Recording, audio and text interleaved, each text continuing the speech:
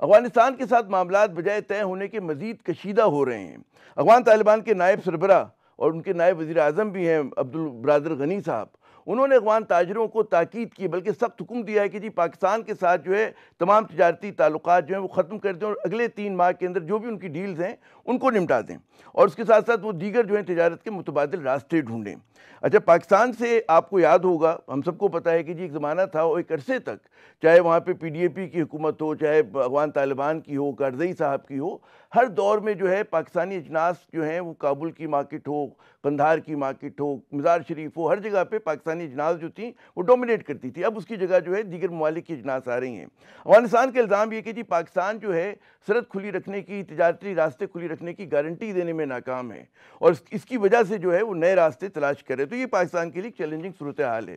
دوسری جانب ہم دیکھ رہے ہیں کہ گزشتہ 2 دنوں میں جو ہے 2 بڑے دہشت گردی کے حملے ہوئے، اور دونوں حملوں میں سافٹ ٹارگٹس کو، نرم اہداف کو جو ہے نشانہ بنانے کی کوشش کی گئی۔ پہلا حملہ جو ہے وہ وانا کے کیڈٹ کالج پہ ہوا، اور خدا کا شکر ہے کہ وہاں پر کہتے ہیں نا کہ اے پی ایس والی پشاور والی ٹریجڈی جو ہے المیہ دوبارہ رونما نہیں ہوا، بروقت کارروائی ہوئی اور اس حملے کو ناکام بنا دیا گیا۔ لیکن اسلام آباد میں جو دھماکہ ہوا کچہری پہ، وہ جو ہے 12 جانوں کو نگل گیا، اور 27 کے قریب لوگ اس میں زخمی بھی ہوئے۔ تو یعنی کہ دہشت گردوں نے بڑا واضح پیغام دیا ہے کہ جناب ہم جو ہیں دہشت گردی کے جو وہ ہے حملے جو ہیں وہ پاکستان کے بڑے شہروں میں لے کر آ رہے ہیں۔ اور آپ نے دیکھا ہوگا کہ اسلام آباد میں جو دھماکہ ہوا کئی سالوں کے وقفے کے بعد ہوا، تقریباً 3 برس کے وقفے کے بعد ہوا، تو یہ ان کی طرف سے ایک بڑا کہتے ہیں کہ ایک آپ کو پیغام دیا گیا ہے پاکستانی ریاست کو، پاکستانی عوام کو اور پاکستانی حکومت کو۔ سمجھنے کی بات یہ کہ جی اس دہشت گردی کے تانے بانے صرف ملک میں نہیں ہیں، بلکہ وہ جا کر آپ کو افغانستان کی سرزمین میں بھی ملتے ہیں، اور پھر اس کا جو ہے وہ تانے بانے مزید پھیل کے دلی تک چلے جاتے ہیں، بھارت تک چلے جاتے ہیں۔ تو اب پاکستان کے سامنے جو سوال ہے